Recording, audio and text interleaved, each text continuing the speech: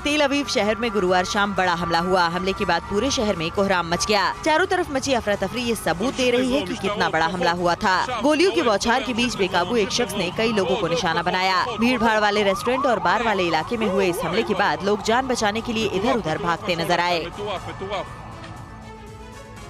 तेल अवीव के डाउनटाउन स्थित डिज़ाइनगोफ स्ट्रीट में गोलीबारी की इस घटना में कई लोगों के घायल होने की खबर है। डिज़ाइनगोफ स्ट्रीट में कई बार और रेस्टोरेंट हैं, जहां बड़ी संख्या में भीड़ जमा थी। पीएम नफ्ताली बेनेट खुद आतंकी को कब्जे में करने के लिए सैन्य मुख्यालय से स्थिति पर नजर बनाए हुए हैं। गोलीबारी के मकसद का अभी पता नहीं चल पाया है।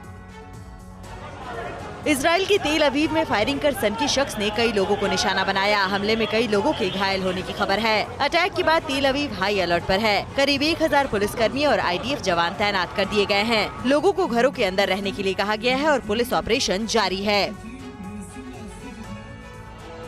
तेल अवीव में हुए हमले के बाद लेबनान के कट्टर शिया आतंकी संगठन हिजबुल्लाह ने सड़कों पर जमकर जश्न मनाया।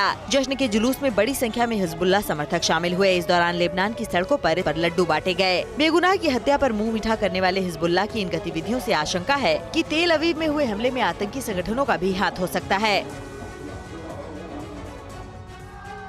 इजराइल के पूर्व प्रधानमंत्री बेंजामिन नेतन्याहू के समर्थकों ने सड़क पर उतरकर प्रदर्शन किया। नेतन्याहू के पोस्टर लिए बड़ी संख्या में समर्थक पीएम नफ्ताली बेनेट के ऑफिस के बाहर इकट्ठे हुए और उनके समर्थन में नारे लगाए। प्रदर्शनकारियों का कहना है कि इजराइल को एक मजबूत सरकार की जरूरत है। आतंक से लड़ेगी और ईरान को रोकेगी, यहूदी विरासत को बनाए रखेगी और इजराइल के लोगों की नौकरियों को बचाएगी। इजराइल में नफ्ताली बेनेट सरकार की सहयोगी यामिना पार्टी धार्मिक आधार पर सदन में खान-पान नियमों का विरोध कर रही है। पूर्व पीएम बेंजामिन नेतन्याहू का विरोध करने के लिए सत्तारूढ़ गठबंधन में शामिल 8 राजनीतिक दल एक साथ आए थे, लेकिन अब गठबंधन सरकार में विरोध देखने को मिल रहा है। इसके बाद ये देखना होगा कि संसद सत्र में सरकार के पास बहुमत है या नहीं।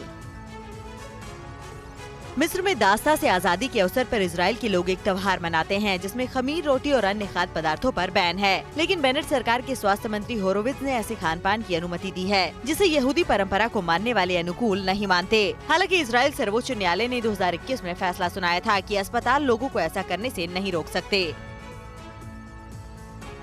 भारत ने फिलीपींस मरीन में ब्रह्मोस रेजिमेंट की स्थापना की है। फिलीपींस मरीन कॉर्प्स की ओर से इस मौके पर एक समारोह आयोजित किया गया, जिसमें कैप्टन फैसुंडो, ब्रह्मोस एरोस्पेस के डिप्टी CEO और जनरल नेस्टर हेरिको समेत कई अधिकारी मौजूद रहे। भारत ने फिलीपींस से बड़ा रक्षा सौदा किया है। फिलीपींस के रक्षा सचिव डेल्फिन लोरेंजाना ने ब्रह्मोस पर विश्वास जताया है।